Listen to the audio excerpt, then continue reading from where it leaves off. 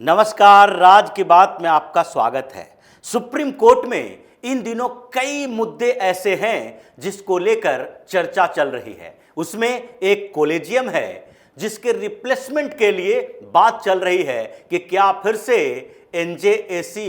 Bill को लाया जा सकता है। दूसरा, सुप्रीम कोर्ट के अंदर जो छुट्टियों का सिलसिला चलता है, गर्मी की छुट्टियां 1 महीने से ज्यादा की, उसके बाद सर्दी की छुट्टियां, उसके अलावा हर पर्व त्योहार में छुट्टियां, और इन छुट्टियों के कारण स्पेशल बेंच तो बनते हैं लेकिन मामले प्रभावित होते हैं और इसके कारण से 69,000 केसेस सालों से पेंडिंग पड़े हैं। मतलब छुट्टियों को लेकर भी सुप्रीम कोर्ट के अंदर इस बात की चर्चा है कि क्या छुट्टियों को कम किया जा सकता है, क्या सुप्रीम कोर्ट के जजों को जो छुट्टियां दी जाती है और दूसरे विभागों, दूसरे डिपार्टमेंट के और अधिकारियों और ऐसे लोगों से ज्यादा है जिसके कारण इसको कम करने की जरूरत है। क्या सुप्रीम कोर्ट के जजों की संख्या बढ़ाई जानी चाहिए? ये मुद्दे चल ही रहे हैं। लेकिन इसके अलावा स्टैंडर्ड ऑपरेटिंग प्रोसीजर की भी बात चल रही है कि क्या सुप्रीम कोर्ट के लिए एक ऐसा मानदंड तय किया जाना चाहिए जिससे यह पता चले कि कौन से मामले सुप्रीम कोर्ट में किस तरीके से हैंडल किए जा सकते हैं और इसमें जो प्रशासनिक मामलों में अत्यधिक हस्तक्षेप सुप्रीम कोर्ट का है, हाई कोर्ट का है, उसे कम किया जा सकता है। पिछले दिनों भी इस बात की चर्चा हुई थी जब इलाहाबाद हाई कोर्ट ने उत्तर प्रदेश के एक सेक्रेटरी को फटकार लगाई थी, डांटा था और उन्हें बार बार समन भेजकर बुलाया गया था, जिसके बाद सरकार ने इस बात के लिए सुप्रीम कोर्ट में एक लेटर लिखा था कि क्या प्रशासनिक अधिकारियों को इस तरह से जज बार बार बुला सकते हैं जिसके कारण काम प्रभावित होता है। उनके रिप्रेजेंटेटिव आकर जवाब दे दें, यह अलग बात है। और दूसरी बात, उनके ड्रेस कोड पर भी उस समय बात कही गई थी। इलाहाबाद हाई कोर्ट के जज ने कहा था कि आप क्या पहनकर यहां आए हैं, जिसके कारण भी यह चर्चा चली कि प्रशासनिक अधिकारियों को बुलाकर इस तरह से ह्यूमिलिएट करना सुप्रीम कोर्ट या हाई कोर्ट के लिए सही नहीं है। यहां पर व्यवस्थाएं जो चलती है उसमें प्रशासनिक अधिकारियों की भी बड़ी भूमिका होती है। केवल जुडिशियरी की सुपरमेसी के नाम पर उन्हें ह्यूमिलिएट नहीं किया जा सकता। और इससे भी बड़ी बात जो अब चल रही है वो है बेल के खेल में कैसे सुप्रीम कोर्ट, हाई कोर्ट जाकर ये करप्ट नेता अपने लिए स्पेशल ट्रीटमेंट लेकर आते हैं और जिसके कारण ये चर्चा चल रही है कि क्या सरकार सुप्रीम कोर्ट या हाई कोर्ट के कारण पूरी तरीके से उनके सामने सरेंडर कर चुकी है। क्या सरकारी मशीनरी या जांच एजेंसियों के पास कोई अधिकार नहीं है कि वो अगर सबूत हो तो भी स्पेशल ट्रीटमेंट के नाम पर सुप्रीम कोर्ट और हाई कोर्ट से जमानत लेकर बाहर आएं और लंबे समय तक जुडिशियरी में, न्यायपालिका में कानूनी दांव पेच से सारे मामले को एक दूसरे से उलझाए रहें और सालों तक मुकदमे को खींचते रहें, क्योंकि वो बेल पर बाहर हैं तो उन्हें जेल का डर नहीं है और जितना लंबा मुकदमा खींचेगा उतने दिनों तक वो प्रोटेक्टेड रहेंगे। ये सारे मसले अभी सुप्रीम कोर्ट और हाई कोर्ट को लेकर चल रहे हैं और इस बीच केंद्रीय गृह मंत्री अमित शाह ने 2 ऐसी बातें कह दी है जिसकी चर्चा सुप्रीम कोर्ट के अंदर है, जिसके कारण सुप्रीम कोर्ट के जज परेशान दिख रहे हैं कि हमने ऐसा क्या कर दिया जिसके कारण सरकार अब सीधे तौर पर हमारे ऊपर सवाल उठाने लगी है। एक बात तो अमित शाह ने अरविंद केजरीवाल की जमानत को लेकर कही और दूसरी बात जो सुप्रीम कोर्ट से शर्त रखी गई थी जमानत की, उसको लेकर अरविंद केजरीवाल के बारे में कही और ये दोनों बातें अलग अलग समय पर कही गई है। जब अरविंद केजरीवाल को अंतरिम जमानत दी गई थी और उसमें यह कहा गया था कि अभी जो अंतरिम जमानत दी जा रही है उसका इस पूरे मामले से कोई लेना देना नहीं है। मतलब ये आरोपी है और इनके खिलाफ सबूत है कि नहीं है, इससे लेना देना नहीं है, बल्कि इसकी सुनवाई तो बाद में होगी। और जो लीगलिटी को लेकर, यानी कि अरेस्ट के लीगलिटी को लेकर जो मुकदमे चल रहे हैं, जो सुनवाई चल रही है, उससे भी इस बात का लेना देना नहीं है। इसका लेना देना सिर्फ और सिर्फ चुनाव से है, और इसी चुनाव के कारण इसको स्पेशल ट्रीटमेंट दिया जा सकता है, क्योंकि डेमोक्रेसी में चुनाव की महत्वपूर्ण भूमिका होती है और चुनाव नेताओं के कारण लड़ा जाता है। और इसलिए अरविंद केजरीवाल ऐसे नेता हैं जो अगर जेल के अंदर रहे तो उसके बाद तो पूरी डेमोक्रेसी खतरे में आ जाएगी, ऐसे परसेप्शन, ऐसी अवधारणा बनी थी। और उसके बाद अमित शाह एक इंटरव्यू दे रहे थे, और उस इंटरव्यू में जब उनसे पूछा गया इस अंतरिम जमानत के बारे में, तो उन्होंने दो शब्द कहे थे, यानी कि स्पेशल ट्रीटमेंट। ये दो शब्द ऐसे थे जिसके कारण सुप्रीम कोर्ट के जजों को यह मानना पड़ा कि उनसे गलती हो गई है। स्पेशल ट्रीटमेंट की बात जो अमित शाह ने कही, उसको खुद से नहीं कहा, लेकिन यह कहा कि देखिए, जिस तरीके से अरविंद केजरीवाल को जमानत दी गई है, दूसरे लोगों को उस तरीके से जमानत नहीं दी जा रही है। और इस अंतरिम जमानत के बाद लोगों के बीच,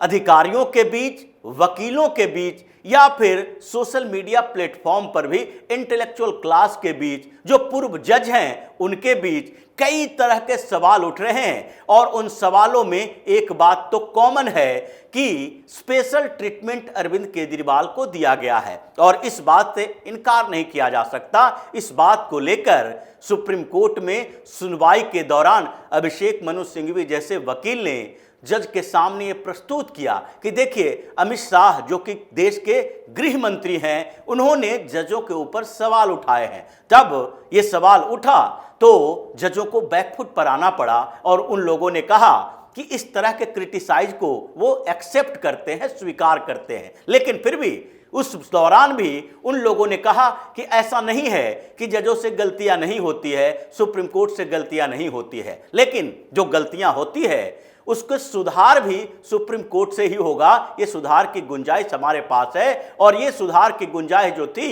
वो इस बार जो अरविंद केजरीवाल ने बेल के एक्सटेंशन के लिए याचिका दायर की, उसे रिजेक्ट करके सुधार कर लिया सुप्रीम कोर्ट ने। लेकिन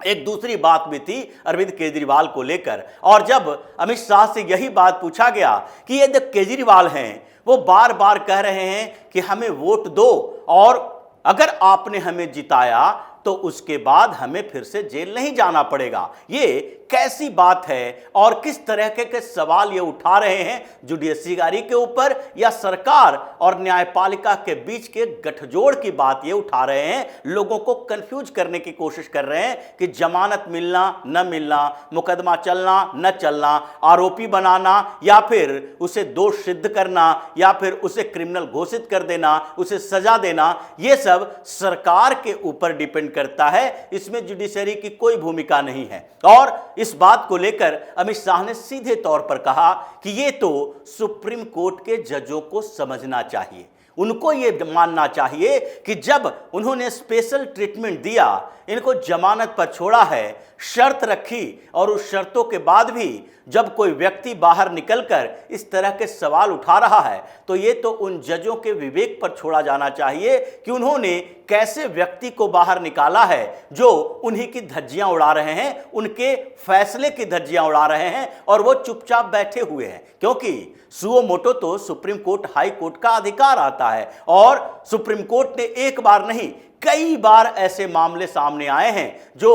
अखबारों में खबरें देखकर या टीवी में खबरें देखकर, सुनकर, फुटेज देखकर ये लोग हैं जो सुओ मोटो स्वतः संज्ञान लेते हैं किसी मामले को, जैसे कि मणिपुर के मामले में स्वतः संज्ञान सुप्रीम कोर्ट ने लिया था और 3 जजों को वहां पर भेज दिया कि लाई जाइए, वहां पर इन्वेस्टिगेशन में आप अपनी निगरानी रखिए, कंट्रोल रखिए, क्योंकि वहां भारतीय जनता पार्टी की सरकार, हंगामा चल रहा था। और उस हंगामे के बीच विपक्षी पार्टी के नेता सवाल उठा रहे थे कि वहां पर सही से जांच नहीं हो रही है, तो स्वतः संज्ञान ले लिया। लेकिन ऐसा नहीं है कि स्वतः संज्ञान लेने के और मुद्दे नहीं थे। पश्चिम बंगाल में चाहे पोस्ट पोल वायलेंस हो, या फिर महिलाओं के साथ दुर्व्यवहार हो, या फिर ऐसे कई मुद्दे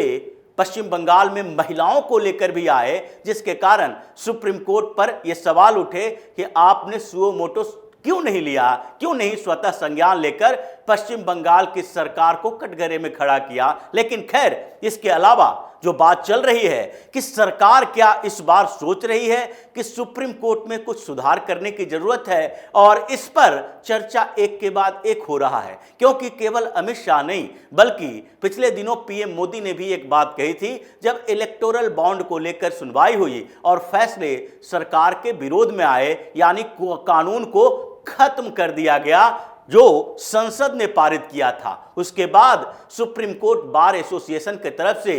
चिट्ठी भी लिखी गई सीजेआई को, लेकिन फिर भी उस चिट्ठी को संज्ञान नहीं लिया गया। उसमें बार बार यह सवाल उठाया गया कि अगर न्यायपालिका हमेशा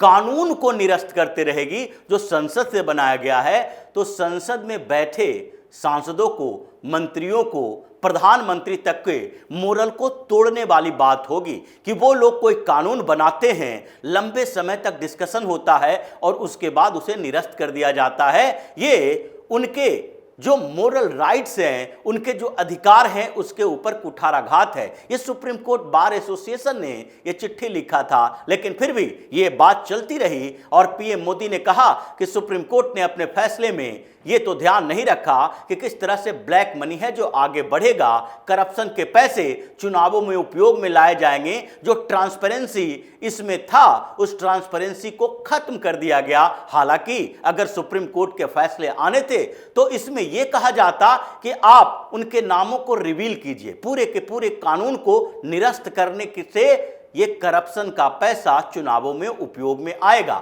ये ऐसी बड़ी बड़ी बातें हैं और ऐसे संकेत हैं जिससे लगता है कि सुप्रीम कोर्ट के जजों को भी ये लगने लगा है कि जिस तरीके से प्रशासनिक मामलों में अतिरिक्त ध्यान दिया जा रहा है, न्यायपालिका में जो करप्शन है उस पर ध्यान नहीं दिया जा रहा, जो लाखों केस यानी 5 लाख से ज्यादा मुकदमे हाई कोर्ट और निचली अदालतों में पेंडिंग पड़े हैं, उस पर ध्यान नहीं दिया जा रहा। सुप्रीम कोर्ट में ही 69,000 से ज्यादा मामले पेंडिंग पड़े हैं, उस पर ध्यान नहीं दिया जा रहा। लेकिन ध्यान दिया जा रहा है पंजाब, हरियाणा और दिल्ली सरकार के बीच क्या कंट्रोवर्सी है, एलजी और केजरीवाल के बीच क्या कंट्रोवर्सी है, पानी उत्तर प्रदेश क्यों कम दे रहा है, हरियाणा क्यों कम दे रहा है। इन दोनों समझौतों को लेकर सुप्रीम कोर्ट में जाओ। हमेशा हाई कोर्ट और सुप्रीम कोर्ट स्टेट गवर्नमेंट जो विपक्षी पार्टियों के मुख्यमंत्री हैं उनके कंट्रोवर्सी में उलझी हुई है, और जिसके कारण करप्शन के चार्जेस जितने लोगों के ऊपर हैं,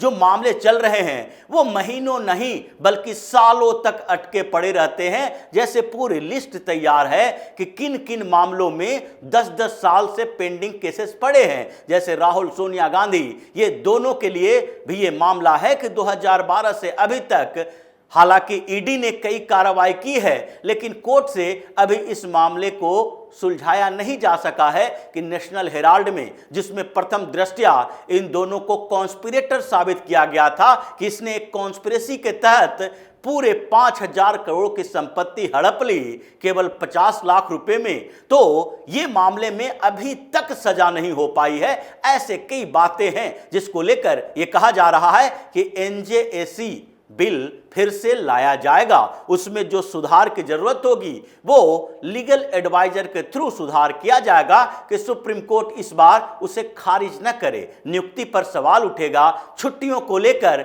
एक कमिटी बनाई जा सकती है जिसमें कहा जाएगा कि सुप्रीम कोर्ट, हाई कोर्ट यानी कि न्यायपालिका जब अपने आप को इस तरह से स्थापित करती है तो इसका मतलब है एक एसेंशियल सर्विस की तरह है। जैसे कि ट्रेन चलते हैं, जैसे कि बस, जैसे कि स्वास्थ्य सेवाएं, स्कूल, कॉलेज की बात नहीं है, बल्कि एक एसेंशियल सर्विस की बात है जिसमें गर्मी की छुट्टियां नहीं होती है। ये 24/7 चलाने की बात की जाती है। तो क्या न्यायपालिका में 2-2 दिन, 4-4 दिन, 10-10 दिन इंतजार किया जाना पड़ेगा? एक सुनवाई के लिए महीनों तक खींचा जाता रहेगा? इस बात की चर्चा हो रही है और इसमें एक बड़े सुधार की गुंजाइश है, जिसके कारण इस बात पर चर्चा हो रही है कि कोई भी अगर बेल पर बाहर आता है तो उस मुकदमे को प्रायोरिटी में रखना चाहिए, और बेल पर बाहर आए हुए व्यक्ति अगर अपने मामले को खींच रहा है लंबे समय तक कानूनी दांव पेच से, तो तो उस पर रोक लगानी चाहिए। मैक्सिमम 1 साल, 1.5 साल, 2 साल, कुछ एक समय निर्धारित किया जाए जिसके अंतर्गत उस समय के दायरे में रहकर उस मामले को निपटाया जा सके। या तो सजा दो या तो आरोप से मुक्त करो। इस बात को लेकर केजरी गैंग में ज्यादा परेशानी है, क्योंकि पिछले दिनों जो हाई कोर्ट में, उसके बाद सुप्रीम कोर्ट में और इन जगहों पर जो ईडी ने बताया कि देखिए ये बेल का खेल जो चल रहा है शराब घोटाले में, इसमें इन लोगों ने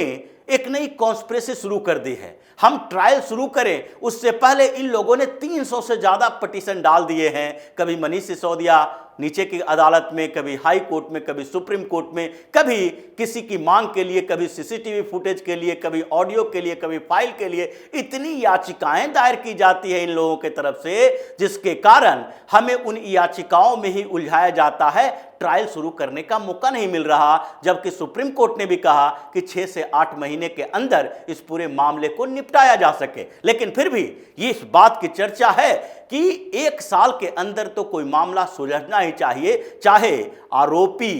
दोषी बन जाए या दोष मुक्त हो जाए। तो इस तरह के जो सुधार की संभावनाएं हैं और जिस तरह के सुधार की बातें चल रही है, उससे सुप्रीम कोर्ट में अब ये कॉलेजियम से नियुक्ति पर प्रतिबंध लगाने की मांग भी हो रही है। और इससे परेशानियां इन लोगों की बढ़ रही है कि कैसे ये खानदानी जजों की जो लगातार चल रहे थे इसी तरीके से नियुक्तियां, उस पर ब्रेक लगेगा और उसके बाद एक नया जुडिशियल सिस्टम आएगा जिसमें वो लोग आएंगे जो कॉम्पिटिटिव एग्जाम देकर जुडिशियरी में जाते हैं, जज बनते हैं। तो इसी तरह की खबरों के साथ फिर से हाजिर होंगे। तब तक के लिए बने रहिए हमारे साथ और देते रहिए हमें सहयोग, ताकि इसी तरह की खबर हम आपके लिए लाते रहें। धन्यवाद।